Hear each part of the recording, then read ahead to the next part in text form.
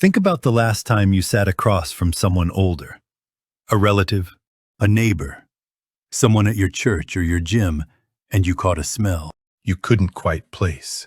Or you noticed a little white flake on the shoulder of their dark shirt.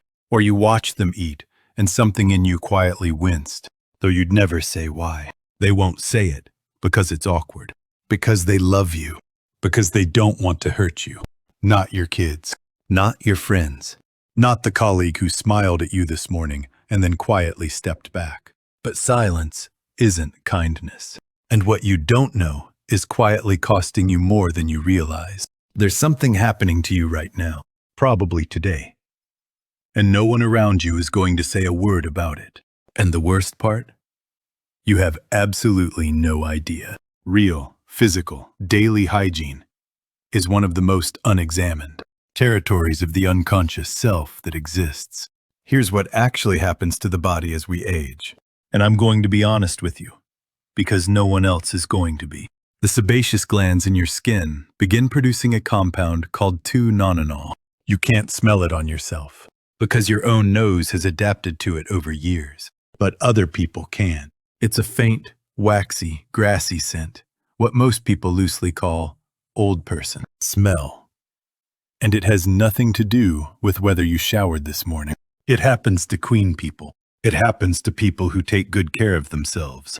But if you're not actively managing it with the right soaps, the right clothing fabrics, and the right laundry routine, it clings to you.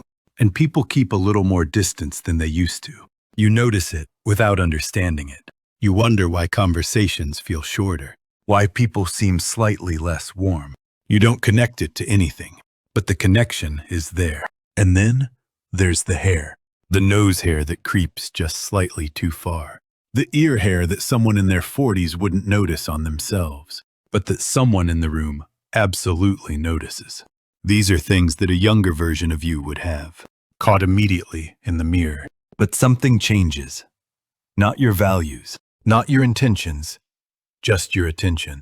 The mirror check gets faster.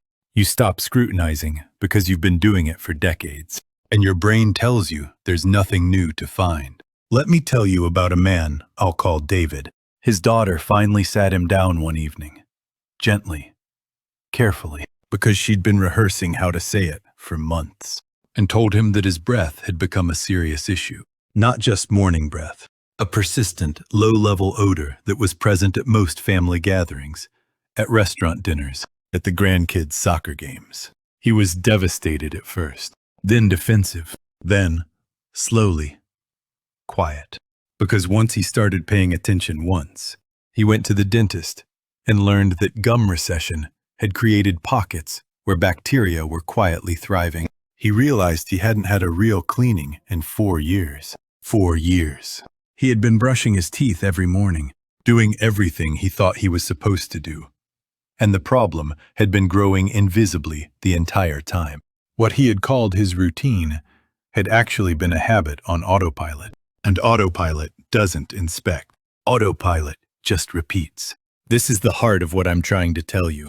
It's about the fact that self-awareness is not a permanent state. You achieve and then keep forever. It means a specific look in a magnifying mirror, at least, once a week, for the things that don't show in a regular glance. It means a dental checkup every 6 months, not 4 years. 6 months. Nose hair. Ear hair. The corners of your mouth. The condition of your nails. Not just whether they're trimmed, but whether they're clean underneath. The practical work here is not complicated. It's just consistent. It means smelling your clothes before you put them on, not just trusting the fact that they came out of a drawer. It means actually asking someone you trust. Is there anything about my appearance or my presence that I might not be aware of? And then sitting with the answer without defending yourself. It means understanding that table manners shift with age too. Chewing sounds that were never there before. A slight drop in the corner of the mouth. These aren't character flaws, they're physical realities. But the ones who handle them with dignity are the ones who are still paying attention, still caring, still treating their own presence in the world as something worth tending. Nobody is going to tell you these things. Your children are going to step past it to protect your feelings. Your friends are going to breathe through it and change the subject. But the relationship you have with your own image, with how you actually show up in a room, that's yours to manage. And managing it isn't vanity. It isn't self-obsession. It's respect.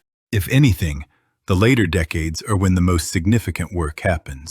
For yourself. For the people who love you. For the version of yourself that still has so much presence left to give. The older you get, the more invisible these things become to you, and the more visible they become to everyone else. That gap between what you can't see and what they absolutely can is where your image lives. And closing it starts with one honest look in the mirror. Not the fast one. The real one. And managing it isn't vanity. It isn't self-obsession. It's respect.